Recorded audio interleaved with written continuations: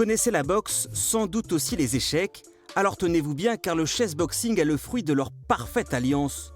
Une discipline imaginée dans les années 90 par le dessinateur français Enki Bilal sur les planches d'une BD, avant de devenir un sport à part entière avec ses vraies règles. 3 minutes sur l'échiquier, 3 minutes sur le ring, et un vainqueur par échec et mat ou KO. Un combat aussi physique que mental. Bienvenue au Chessing Boxing de Valentinier, un des clubs pionniers du genre. Vous êtes prêts? Alors enfilez vos gants.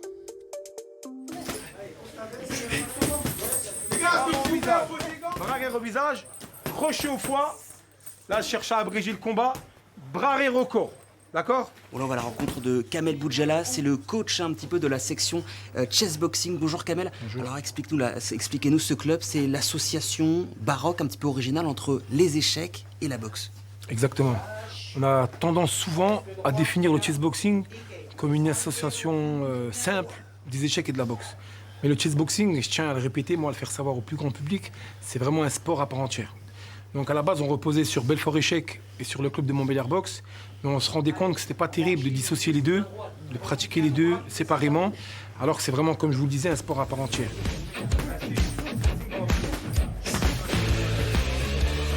Dans l'esprit d'un combat, en boxe, on va vous apprendre à prendre le centre du ring pour dominer le combat, dominer votre adversaire, et on va vous apprendre à vous défendre, et également à attaquer. Donc phase offensive, phase défensive. On retrouve ces 3 concepts-là aux échecs. On vous demande, dès que vous êtes débutant aux échecs, d'apprendre à gagner le centre de l'échiquier. On appelle ça le carré magique, les 4 cases, comme à la boxe, le ring du boxe. On vous apprend aux échecs à roquer, mettre le roi à l'abri, et à développer vos pièces, qui correspond un peu à la boxe, à développer les coups. Tiens, tape. Et mat au prochain. Le mec, il se la raconte, tu vois. Mat au prochain. Échec et mat. Bon, là, ils sont en pleine partie entraînement de chessboxing. Là, c'est même la partie échec. Je suis avec Khalid. Bonjour Khalid. Expliquez-nous comment ça se passe à cette partie entraînement. Bonjour Kevin, alors cette partie d'entraînement s'enchaîne juste après une partie de shadow, un enchaînement shadow box de 3 minutes. Et juste après, pour être en condition chessboxing, on enchaîne sur justement la partie échec. Après, sur un ring, on prend des coups. Ça fait mal, ça résonne, on perd le rythme, la concentration. Et l'idée, c'est de revenir, de se remettre à nouveau en concentration. Donc la condition physique joue énormément.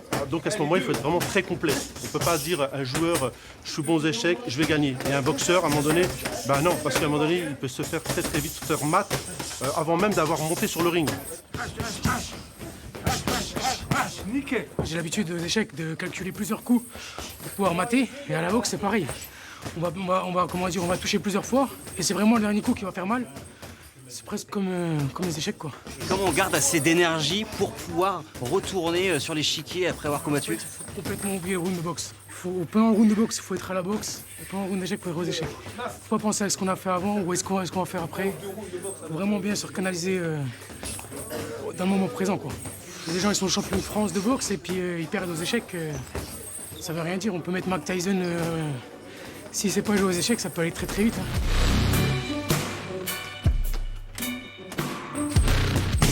Ça. Allez, maintenant italienne. Doublé du bras avant, bras arrière. Bien. Alors voilà, là on a vu les entraînements, mais il faut savoir, Kamel, que ici, dans les terres franc-comtoises, vous avez accouché de champion de chessboxing.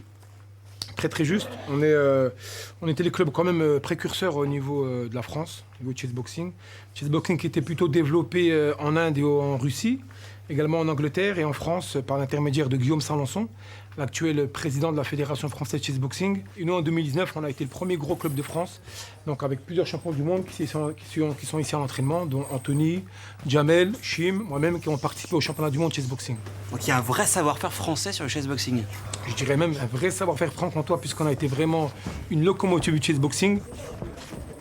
Ou Jamel, vous avez été double médaillé d'or en 2019 en Turquie. C'était quelque chose de magnifique pour moi parce que j'y croyais pas. Après, j'avais un petit niveau d'échec qui me permettait aussi de pouvoir tenir les jeunes. Quand vous voyez que le chessboxing continue de se développer, vous trouvez qu'il y a encore un bel avenir, de belles médailles encore devant nous? Oui, des belles médailles, mais surtout pour la jeunesse. Un enfant qui évolue avec les échecs, qui évolue avec la boxe, et le mélange des deux, il peut prendre que des capacités pour que ça soit pour l'école ou alors dans la vie en général. Allez, un coup l'épaule, un coup le genou. Bon Kamel, si on vous dit esprit d'équipe, à quoi vous pensez? Je pense tout de suite à ce qu'il n'y a pas d'adversaire, mais que des partenaires. Fraternité, solidarité pour progresser tous ensemble. Spartiate, quel est ton métier?